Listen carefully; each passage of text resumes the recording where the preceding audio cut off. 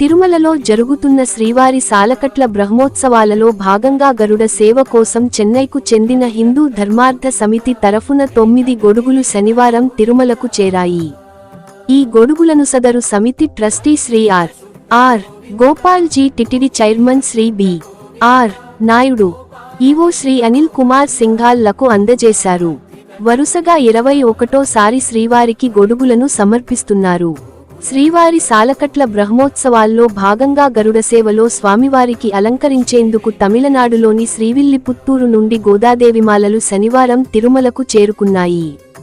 ముందుగా తిరుమలలోని శ్రీ బేడి ఆంజనేయ స్వామి ఆలయం వద్ద గల శ్రీ పెద్దజీయర్ మఠానికి మాలలను తీసుకొచ్చారు.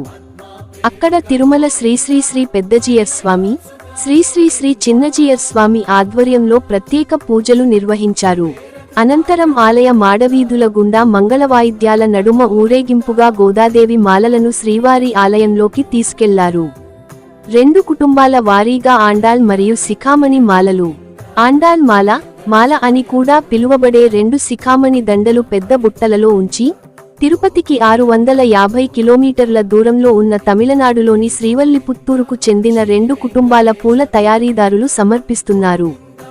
భూదేవి అవతారం గోదాదేవి. శ్రీవిల్లిపుత్తూరులో గోదాదేవికి అలంకరించిన మాలలను గరుడసేవ రోజు స్వామివారికి అలంకరించడం ఆనవాయితీగా వస్తోంది.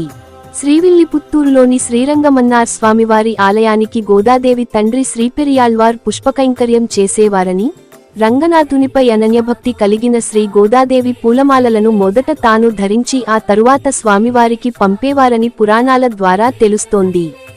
ఈ విషయాన్ని గుర్తించిన పెరియాళ్వార్ తన కుమార్తెను మందలించారని, ఆ తరువాత గోదాదేవి ధరించకుండా పంపిన మాలలను శ్రీరంగనాథుడు తిరస్కరించారని పురాణ కథనం. గోదాదేవి శ్రీవారి దేవేరి అయిన భూదేవి అవతారమని భావిస్తారు. ఈ కార్యక్రమంలో తమిళనాడు దేవాదాయ శాఖ జాయింట్ మారియప్పన్, ఈవో శ్రీ చక్కర యమ్మాళ్, శ్రీవారి ఆలయ డిప్యూటీ ఈవో శ్రీ లోకనాథం, శ్రీవిల్లిపుత్తూరు ఆలయ స్థానాచార్యులు శ్రీ రమేష్ రంగరాజన్ తదితరులు పాల్గొన్నారు.